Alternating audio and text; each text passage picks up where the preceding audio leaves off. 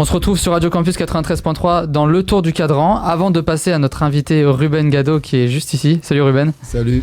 On va expliquer un petit peu ce que tu fais comme sport, etc., ton parcours. Juste avant, on va passer à une petite page de résultats sportifs. T'as mal aux oreilles ? Non, ça m'a fait... Ouais, non, mais vas-y. Ok. Il y a en 6 nations...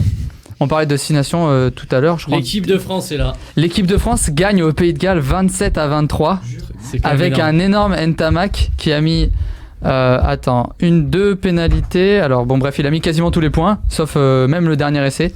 Donc voilà, énorme Ntamak qui nous propulse en tête du 6 nations et bien devant les Pays de Galles. Donc, après il y a l'Irlande qui joue demain. Il y a l'Irlande qui joue demain qui peut nous revenir et il nous reste à jouer qui ? L'Écosse ? Il nous reste l'Écosse et Irlande. Est-ce que ce serait pas la renaissance de l'équipe de France ? Je sais pas, mais Fabien Galtier fait un très très bon boulot. Et puis deuxième score aussi, c'est le FC Chamalières qui jouait à 16h tout à l'heure, qu'on a eu juste avant, et qui a gagné 1-0 contre Montpellier, la réserve de Montpellier, donc voilà, bravo à eux. Et je me demande s'ils sortent pas de la zone de relégation avec cette victoire. Donc voilà, petite page sport. Et puis le but d'Olivier Giroud quand même. Le but d'Olivier Giroud contre Todd.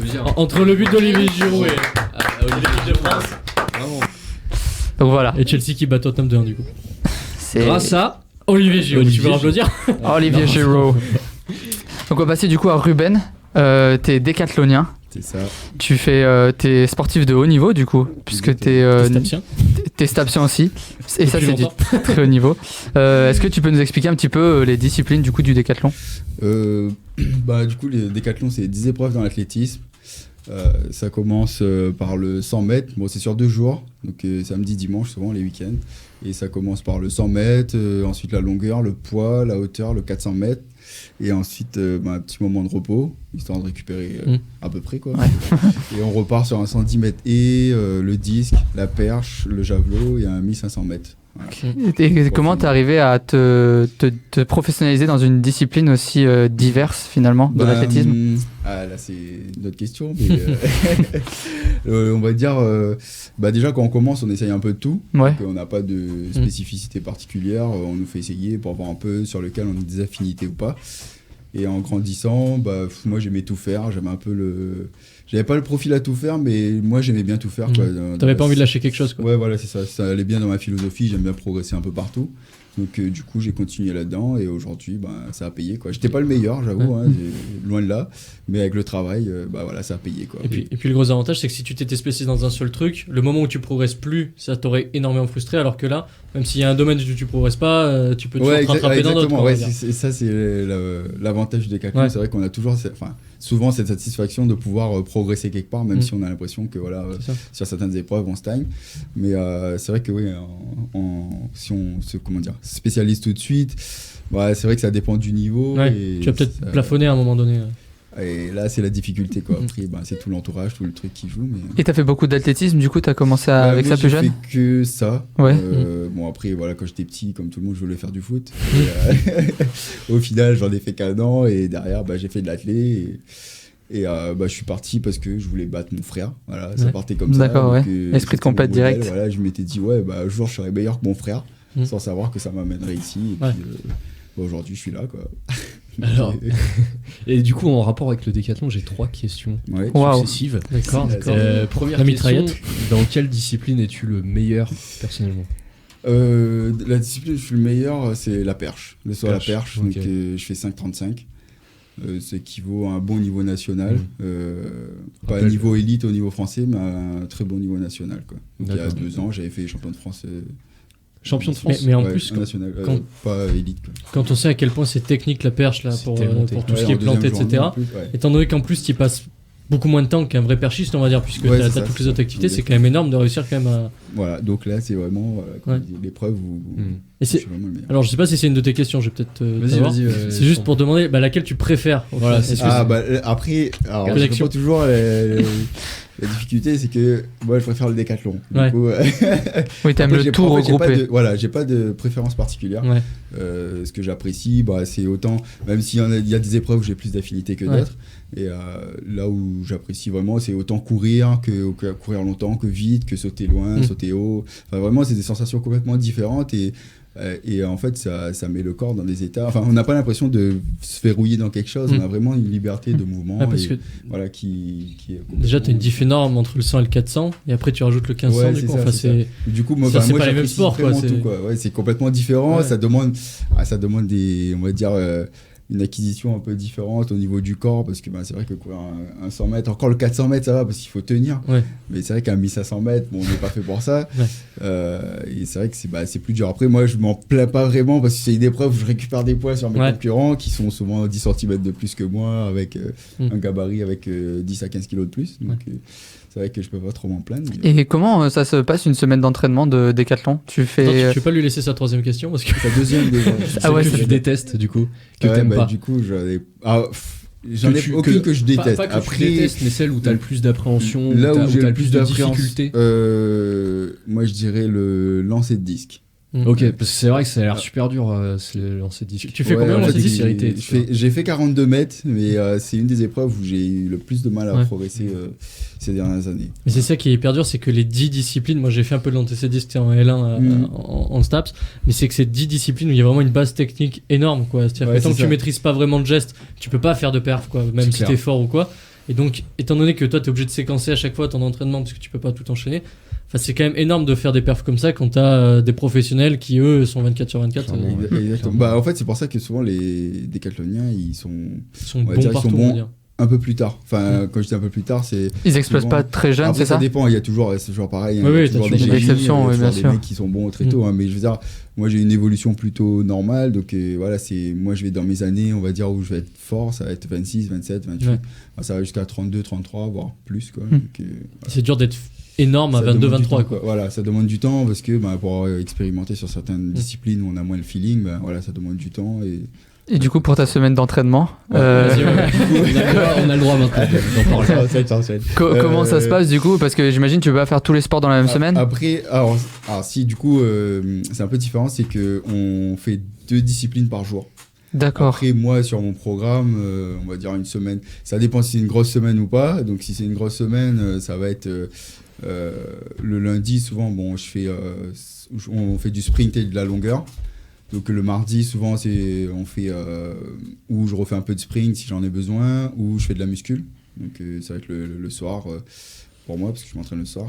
Donc ça va être de la muscule. Mercredi matin, soit ça va être un peu de technique de quelque chose, soit de la hauteur, soit quelque chose comme ça. Le mercredi après, ça va être je sais pas, ça va être des haies avec du lancer de disque, par exemple. Après, le jeudi matin, ça va être de la muscule. Le jeudi soir, ça va être de la perche et on s'entraîne pour le 400 mètres. Le vendredi, des fois, j'ai muscule ou pas. Le matin, l'après-midi, ça va être lancer de javelot ou... Enfin, voilà, c'est vraiment super varié, du coup, ouais. Et tu t'ennuies jamais, excuse-moi. Ouais, non, j'ai pas le temps en fait. Mais justement, des fois, ça prend trop la tête parce que justement. T'aimerais te poser un petit peu, ouais. C'est ce qui est bien aussi, c'est que t'as pas le fait de travailler tout le temps la même chose qui pourrait être un petit peu chiant. Oui, c'est ça. Mais des fois, on a aussi envie de se dire, ouais, mais là, il manque et on aurait envie de justement certaines disciplines travailler un petit peu plus. Et ça t'arrive des fois de te dire, je vais faire une semaine ou 3-4 jours? Non, ça arrive rarement parce qu'en fait, pour garder le rythme, pour conserver le rythme, on est obligé de travailler les épreuves dans les enchaînements. Et souvent, les épreuves de la première journée, on travaille en début de semaine.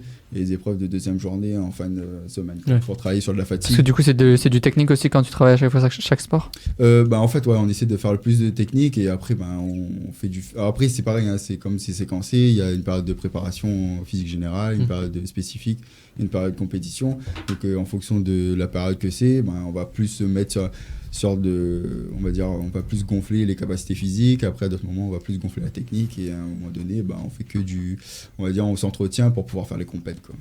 Du coup, ton niveau, il est où exactement? Parce que tu nous as dit que tu étais très haut. Est-ce que tu es...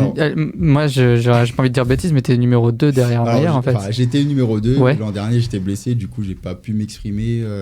Donc là, je suis passé numéro 3. D'accord. Et français? Du coup, français. Ouais. Et après, si j'étais numéro 3 mondial, j'aimerais bien, mais même européen, ça va très bien. Mayer, il est numéro 1, du coup.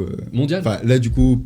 vu qu'il n'a pas gagné les mondes, donc on va vraiment dire qu'il est numéro 1. Mais après, c'est le recordman de tous les temps. C'est le recordman voilà. Mais je suis numéro 3 français. Et mon niveau, c'est Je joue pour faire des championnats du monde, des Jeux olympiques, comme cette année, pour essayer de me qualifier. C'est quand les tournois qualificatifs d'ailleurs ? Alors, nous, ça commence au mois de mai. Ah, c'est tard quand même. Ouais, ça commence en mai. En fait, on a que 2 mois en fait, pour faire les qualifs. Et sachant que des combinés, on peut pas en faire une fois toutes les semaines. C'est sûr. Forcément, on a 2 ou 3 compètes pour se qualifier. Des fois 4, ça dépend. Mais là, le calendrier cette année, il est un peu bizarre. Donc, on n'aura que 2 ou 3 compètes pour se qualifier. Alors, je reviens juste à la préparation physique juste avant, mais étant donné qu'il y a énormément de disciplines, est-ce que tu penses qu'il y a un physique type, on va dire, du décathlonien ? Est-ce qu'il y a que ce soit en taille, en gabarit, en tout ça ? À une période, il existait on va dire un petit peu plus un profil type, parce que c'est vrai que le matériel a un peu évolué. Donc, notamment, par exemple, pour sauter à la perche, il y a 10 ans, c'était pas les mêmes perches, il fallait avoir un certain gabarit. Et souvent, les décathlètes, ils étaient tous un peu costauds, un peu grands. Maintenant, les profils, on a vraiment de tout. Ça part dans tous les sens. Du mec qui fait 2 mètres, comme le mec qui fait comme moi 1m80 ou un peu plus petit. Plus petit des fois, ça commence tu fais 1m80 ? Ouais, ça commence à être un peu. J'avais l'impression que t'étais plus grand quand t'arrivais. J'ai mis des chaussures pour penser. Ah, ok. C'est mortel, c'est pour paraître. Et du coup, souvent, voilà, c'est des profils, ça va vraiment de tout. Donc il y a des gros gabarits, mais ça tend de plus en plus à s'affiner parce que les gens ils deviennent un peu plus rapides et les méthodes d'entraînement changent un peu. Donc on est plus sur des profils où les mecs ils sont que gros. Ouais. C'est vraiment des profils où ça essaie d'aller plus vite et ça soit plus puissant. Donc voilà. Ouais. Et du coup, on parlait des compétitions. Faire un décathlon entier, tu le disais, c'est au final assez rare dans une saison de finir en faisant les 10 épreuves. En fait, ça demande beaucoup. Donc théoriquement, pour vraiment récupérer d'un décathlon complètement, pour retrouver un état stable, normalement, il faut 2 semaines. Ouais. Voilà. Donc techniquement, on n'enchaîne pas de décathlon moins de 15 jours. Quoi. Souvent, on enchaîne, on laisse quand même un certain laps de temps. Et on reprend l'entraînement souvent 2-3 jours après parce que dans la préparation, on a enchaîné. Mais c'est vrai que sur une année, la plupart du temps, on fait maximum 3-4 épreuves combinées. Ouais. Moi, j'ai un peu la particularité de pouvoir enchaîner. Donc, le maxi que j'ai fait, j'en ai fait 5. Mais à la fin de la saison, on voit que c'est très dur. Parce que Kevin Mayer n'avait pas fini, je crois que c'était au championnat du monde il y a 1 ou 2 ans là où il avait c'est pire parce que ça va avec des intensités que on peut puis lui une fois qu'il a raté une épreuve, j'ai envie de dire il peut quasiment arrêter parce qu'il vise le record du monde.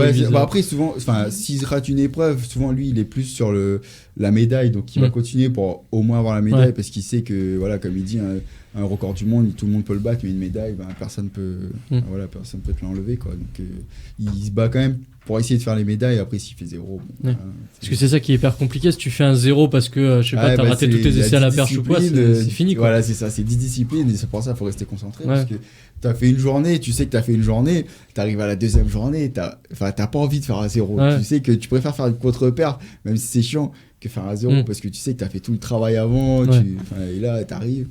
Surtout quand t'arrives à la 9 ou 10e. Souvent c'est la 8e parce que c'est la perche. Il y a le disque et la perche. C'est les plus durs. Parce que c'est là où tu peux faire 0. Ça va vite, quoi. Donc c'est en deuxième journée et là ça va très très vite. Parce qu'autant un 400 ou un 1500, t'essaies de le finir tant bien que mal. C'est ça. Tu sais que tu vas le terminer. Même si t'es pas bien, tu perds une seconde. Bon, voilà, c'est pas grave. Mais la perche, t'as beau être bien, des fois même c'est le problème. T'as été bien et en fait ça passe pas parce que les perches elles vont pas ou t'arrives trop vite. Enfin voilà, c'est toujours des réglages à faire. Puis t'as que 3 essais en plus, donc t'as pas beaucoup de temps de te régler. Ça va très très vite, on s'en rend pas compte, mais avec le manque de lucidité et tout, il y a vite fait de perdre le fil et de rater, quoi. Ton niveau de fatigue à la fin de la première journée et ta récup, on va dire, avant le début de la deuxième, tu l'équivoques combien ? Enfin, t'étais fatigué à combien de pourcents, j'ai envie de dire, à la fin de la première journée ? En fait, là, après, ça dépend vraiment des compétitions. Moi, quand j'ai fait les Europes, je pense que j'avais jamais été dans un état de fatigue dans lequel mais parce qu'en fait, est-ce qu'on se rend pas compte, mais quand on est sur un stade, moi je m'entraîne, il y a personne sur le stade. Je fais des compètes, il y a un peu de monde. Mais là, tu es dans un stade, après c'était à Berlin, donc t'as 40 000 personnes. Enfin, franchement, quand t'as 40 000 personnes, même s'il y a la moitié du stade, où tu demandes une clap, le bruit que ça fait et même la sensation que t'as dans ton corps, c'est des trucs que t'as vu tous les jours. Je suis même pas sûr que tu peux l'atteindre. Donc je suis arrivé à un niveau de fatigue. Le lendemain, je me suis réveillé, je saignais du nez. J'étais pas bien. Après les 2 jours, j'ai pas dormi la nuit parce que j'avais tellement mal. Tellement mal que c'était impossible pour moi de dormir. Quoi. Mais voilà, c'est personnel, mais souvent à ce niveau-là, après sur des cas normales, sur un truc, sur des championnats de France ou des trucs comme ça, la fatigue, elle est quand même, vu que le 400 mètres, il pique un peu. Si je dois donner une note sur 10... c'est le 400 mètres qui pique le plus. Ouais, parce qu'en fait, c'est le dernier de la première, non ouais, c'est ça. Les 4 premières épreuves, elles sont assez explosives. Le 100 mètres, bon, ça fait un peu longueur. Et le 400 mètres avec le lactique, faut essayer, hein, parce que là, on s'en rend pas compte quand on dit comme ça, on se dit, ouais, c'est un tour. Mais allez essayer. En fait, 400 mètres, tu démarres à fond et tu vas jusqu'à la mort. Tu vas jusqu'à la mort, c'est horrible. À la fin de l'étape dans lequel t'arrives. Après, on est entraîné, mais c'est vrai que les premières ou les deuxièmes, c'est les plus horribles parce que c'est là où ça fait le plus mal. On se souvient du 3x500 au lycée. Ouais, bah voilà. C'est galère. En staff, on l'a fait ça aussi. Ah, c'est vrai. Ah ouais, c'était on est fait avec Ruben en West, des tours de terrain. Donc, c'était sympa. Donc là, je dois noter, je sais pas, je dirais 8 sur 10, 9. Et en taux de fatigue. Ouais. Et le lendemain matin, du coup, t'as récupéré combien ? C'est pire parce que du coup, t'as pris les courbatures des premières épreuves, etc. Parce que t'as mis des plus. Et là, t'arrives, tu te réveilles. Le corps. Il a pas envie. En fait, ce qui est plus dur, c'est l'entraînement. Mais c'est vrai que quand tu te lèves quand même en deuxième journée, tu sais que t'es. Enfin, t'as beau t'entraîner autant que tu veux, tu sais que t'es pas bien parce que plus tu t'entraînes, plus tu te donnes en première journée, plus tu te donnes en première journée, t'arrives quand même. Et la motivation, tu la gardes toujours sur les 2 journées ? T'arrives à garder une motivation à peu près constante ? La motivation, elle y est parce que souvent, tu vois le mec à côté de toi. Comme on se dit, t'as plus le temps de dire ouais je vais le battre, tu te dis ah ouais lui il souffre, moi je souffre, on va y aller ensemble, on va aller au casse-pipe ensemble. Et voilà, c'est vraiment, il y a plus ce côté amical parce que tu sais que l'autre il souffre, tu souffres, et t'as plus le temps de dire ouais t'es en train de te battre contre toi. Et du coup c'est ce qui te motive, c'est justement de voir l'autre et tu te dis putain mais là il est là et il faut que je continue quoi, s'il a pas abandonné je peux pas abandonner quoi. Du coup et c'est ça qui continue, tu te compares à l'autre pour vraiment... Ouais c'est ça, en fait t'as plus ce truc où tu combats avec lui, enfin que tu combats contre si lui il peut le faire, moi je peux le faire. C'est ça. Et c'est plus une aide, tu te dis putain il a réussi, ouais vas-y faut moi aussi j'arrive quoi. Et puis t'as une grosse charge mentale aussi entre les épreuves parce que du coup en fait c'est le plus dur à gérer, c'est la charge mentale. C'est presque entre l'entre-deux épreuves quoi. Ouais c'est ça, parce que ton corps, la première journée ça va, avant le 400 mètres souvent c'est dur parce que il y en a plein, ils se disent putain le 400 c'est l'épreuve quand même, ça fait mal. Moi je réfléchis plus, j'ai trouvé le truc, je réfléchis plus, j'arrive sur la ligne de départ, dans tous les cas je sais que je dois aller à fond, j'y vais et puis voilà. Ouais, tu donnes tout ce que t'as et puis tu réfléchis même pas au chrono ou à à quoi. À l'époque j'étais là, je me disais ouais mais c'est dur, je faisais comme tout le monde, si t'entends tout le monde ils disent ouais c'est dur, donc dans ta tête tu te dis ouais c'est dur. Et moi j'ai arrêté, je me suis dit non écoute dans tous les cas t'es entraîné pour ça, c'est le truc le plus facile, t'as à poser un pied devant l'autre. Oui niveau technique c'est pas le plus compliqué, c'est plus la gestion de l'effort qui est à contrôler. Et c'est quoi alors une bonne récup ? Est-ce que t'as des tips ? Il y a pas de, enfin c'est vraiment personnel quoi. C'est vraiment ta routine. Souvent il y a le massage, bien manger, essayer de faire la meilleure nuit possible. Après souvent c'est les récup avec les bottes de froid, des trucs comme ça, le massage du kiné, mais après ça dépend vraiment des profils, ça dépend de si ta personnalité, ton truc, voilà c'est ça. C'est vraiment, il y en a qui peuvent enchaîner une soirée après. Ouais. Si t'es champion du monde, tu peux. Après c'était à un plus bas niveau, mais c'est vrai que j'avais déjà eu un pote, lui il avait vraiment des qualités de fou, et entre les 2 épreuves il me dit ouais mais moi hier soir ça se fait pas normalement, ça, mais c'est lui un bon fleur. Mais après il avait quand même un bon niveau, mais je pense que c'est un mec qui a raté sa carrière parce qu'il a pas su être. Mais bon, il y en a des comme ça, il y en a plein. Et t'as des anecdotes de meeting un peu insolites, des trucs qui te sont arrivés que... Oh là comme faut ça, pas le lancer.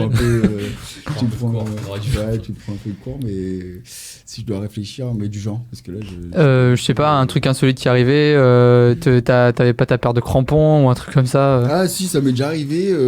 Alors tout fier de moi, je pars à un championnat de France pour essayer, justement c'était pour me qualifier pour les Europes. Donc je fais une compète avant les championnats de France élite, donc je pars à la compète, tout fier de moi, j'ai tout rangé pour une fois où je mets tout, j'ai tout rangé dans mon sac, tout content. J'arrive à la compète, donc pour moi j'étais sûr de tout avoir, et j'avais pas mes baskets. Ce qui est un peu compliqué. J'ai filé à Decathlon à 9h du mat, je suis allé m'acheter une paire de pompes juste pour pouvoir faire le footing, et du coup derrière vraiment le truc où c'est l'entraîneur le premier truc normalement où tu mets aux limites, oui. De l'avoir mis. Du coup voilà. Ton entraîneur t'a séché ou il a pas su Non, pas du tout, mais il m'a dit bon t'as oublié, enfin voilà, après c'est sûr que ça arrive quoi, donc souvent les paires de pointes elles y sont, mais ça c'est vrai que je m'étais dit au début j'étais parti pour courir. T'étais confiant. Donc, moi j'étais là, je me suis dit ouais c'est cool quoi, c'est bon j'ai tout, pour une fois je suis calé, j'ai tout mon truc, et en fait non pas du tout. Donc voilà, ça c'est on va dire c'est le truc.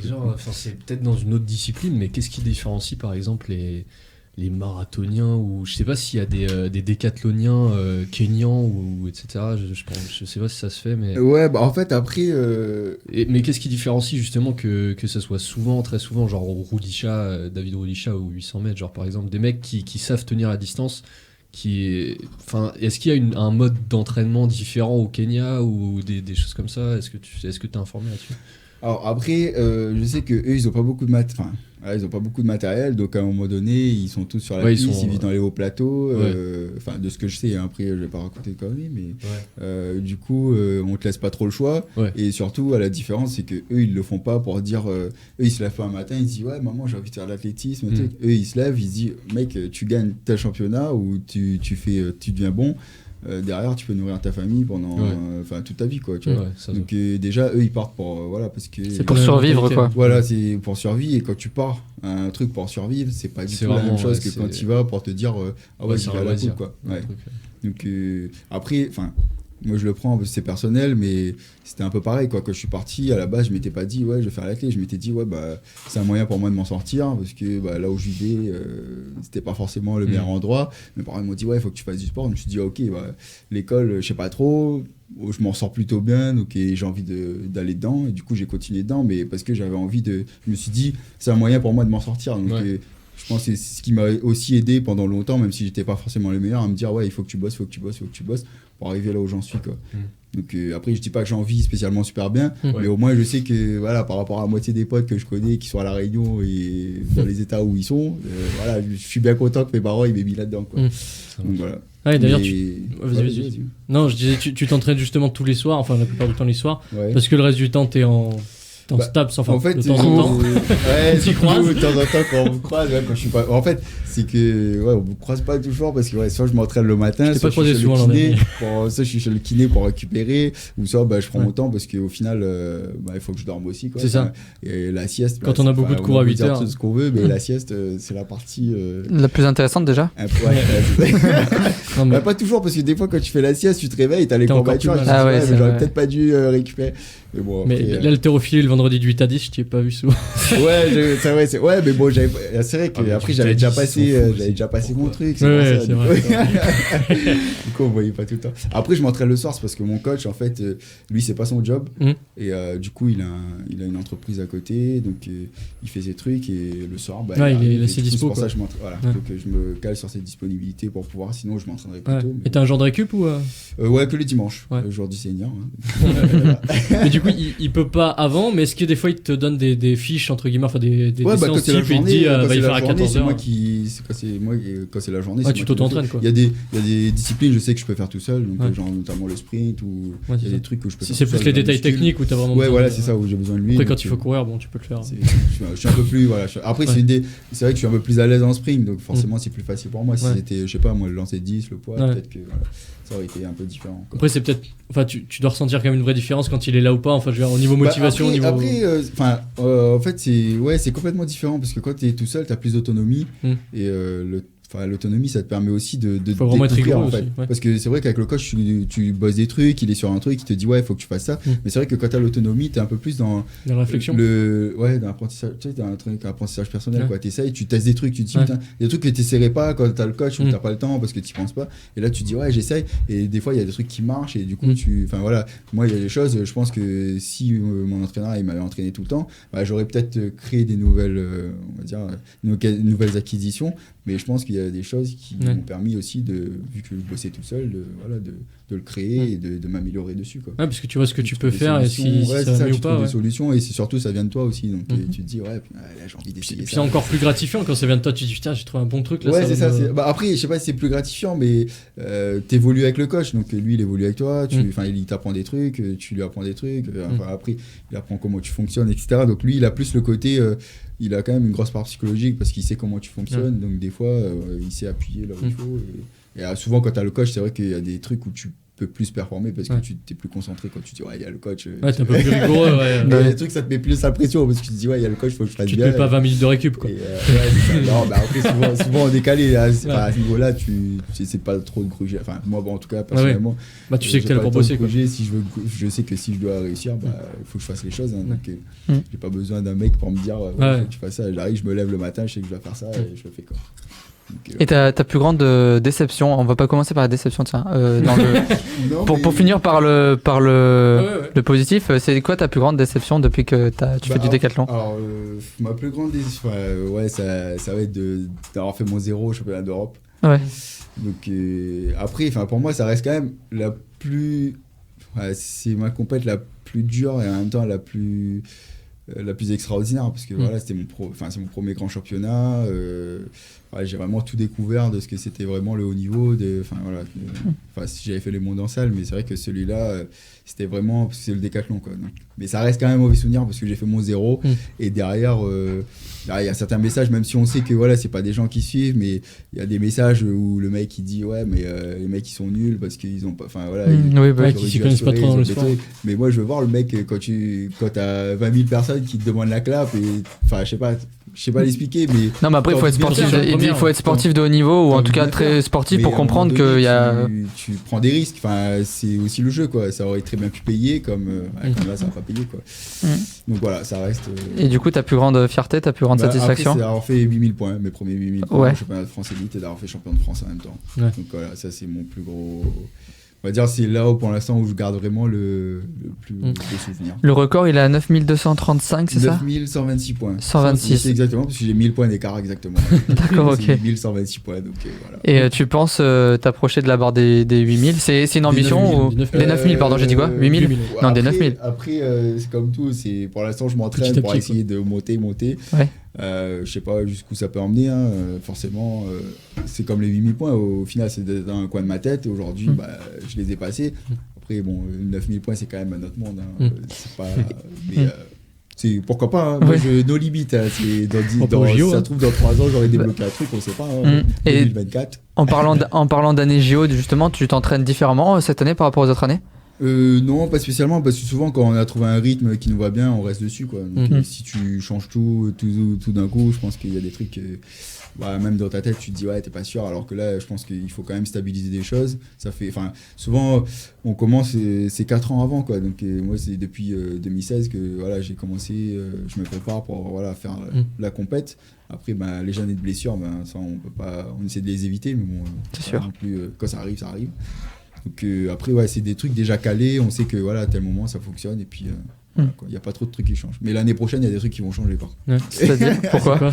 dans la façon de s'entraîner, dans des trucs, mais parce que tu as un objectif qui sera différent, parce que tu as envie de changer? Je pense que pour évoluer il faut changer de routine un peu. Il y a des trucs il y a des trucs qu'on sait qu'il faut changer, il y a des trucs qui peuvent s'améliorer, donc il y a des petits il y a des changements qui peuvent se faire.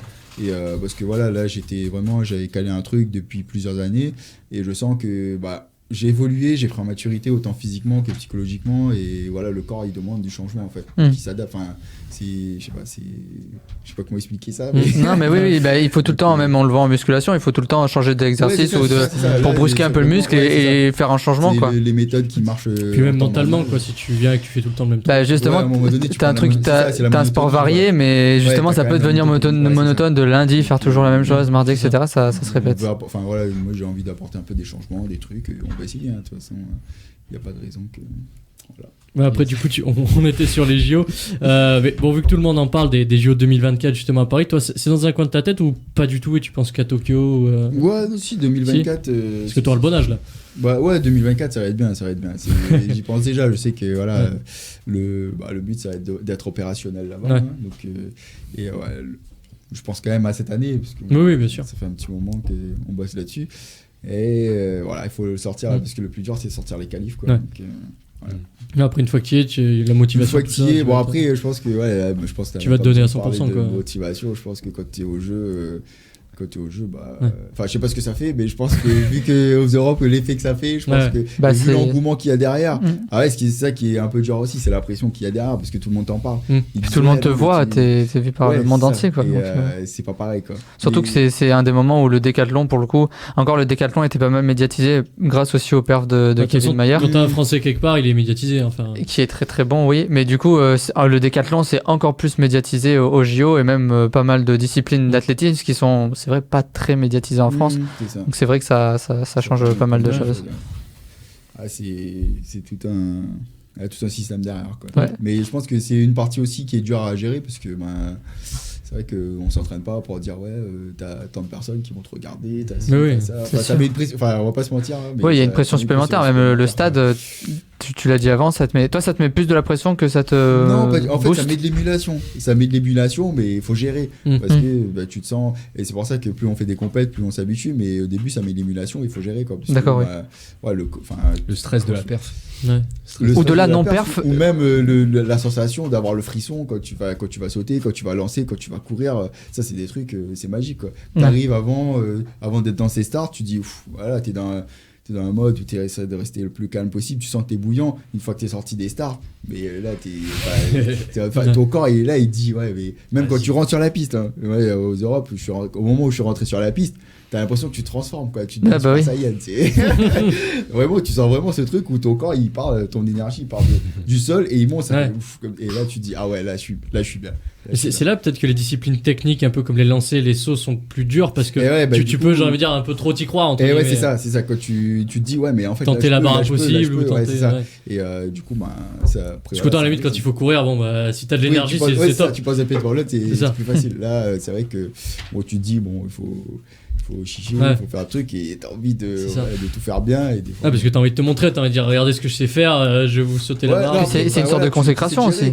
Oui, voilà, c'est ça. C'est dit ça deux fois. Là, je me suis entraîné depuis je sais pas combien de temps. Tu te sacrifies tous les jours, c'est pour faire des grosses compètes comme ça et parfait à ce moment-là. C'est pour ça que le 0 justement est frustrant. Parce que c'est plus qu'une frustration. Oui, c'est clair. Non, mais voilà. Mais du coup, c'est vrai que tu travailles toujours pour ça. Tu prends un 0, même si tu prends le risque, même si tu te dis de toute façon, j'aurais pas eu un classement que je voulais derrière. Ça reste compliqué quand même. Quelque chose. Du coup, après ça fait partie du jeu, il faut en faire. On n'a pas tous le même parcours et je pense que puis on parlait d'expérience avec les cervales, justement, c'est un truc qui va te permettre de progresser, c'est ça. de grandir. Moi, je me connais, déjà un peu plus dans ce genre de championnat, comment je fonctionne, etc. Donc, et les effets que ça fait. Oui. Mais il y a les bonnes parties et les mauvaises parties. Du coup, ton prochain meeting, c'est quand ? Alors, mon prochain, là, je vais faire les championnats de France élite. Ça, c'est l'heptathlon parce que c'est en salle. D'accord. Donc là, c'est 7 épreuves. Il y a 3 épreuves en moins. Mais ce qui est pas plus mal. C'est les élites. Ouais, ça. Ce qui t'arrange un peu. Donc là, les élites la semaine prochaine. Et après, mon premier meeting d'épreuves combinées, c'est au mois de mai. Fin mai à Godzis. Donc, j'ai jamais fait, mais c'est le plus gros meeting d'épreuves combinées qui existe. Et souvent, il y a les costauds, quoi. Souvent, il y a les meilleurs perfs avant les grands championnats qui sortent à ce meeting, souvent. Pas toujours, mais souvent. Et du coup, c'est là que c'est qualif Géo ? En fait, il y a 2 moyennes de qualification, 2 modalités. C'est soit on fait la performance demandée, ou soit en nombre de points. C'est en nombre de points. Soit c'est au ranking, donc c'est à la place au bilan mondial. D'accord, Et à partir de là, ils peuvent. C'est que du classement, c'est pas la perf sur un meeting ou. En fait, ça marche sur les deux. Ça veut dire que soit on fait la perf sur un meeting, et donc la perf elle est qualificative, et là, d'accord, tu passes direct. Ou soit tu es au ranking, donc ça veut dire que tu as accumulé assez de points, et ils se disent, ok, tu es classé, je sais pas moi. C'est une sorte de repêchage, quoi, en fait. Ouais, c'est ça. Donc moi, je vais essayer de faire au maximum. Si tu peux te qualifier direct, tu te qualifies direct. Et sinon, après, essayer de voir si je peux pas faire au ranking, quoi. Merci beaucoup Ruben d'être passé avec nous, c'était un vrai plaisir. J'ai enchaîné un peu, mais... non mais c'était très bien. Il est 20h42, on se passe une petite... Et attends, c'est le départ de Natacha. C'est le départ de Natacha, oui, on dit au revoir à Natacha. Ça commence à tirer. Salut Natacha, merci d'être venu, bisous. Bisous tout le monde. Merci du coup Ruben. Merci à vous. On te souhaite bonne chance pour les JO et puis on suivra ça de très près. Et puis on va se passer une chanson que Natacha aime beaucoup. Bad Bunny, Kayaita. Exactement. Et puis on se retrouve juste après dans le tour du cadran pour les quasiment 3 dernières heures. À tout de suite.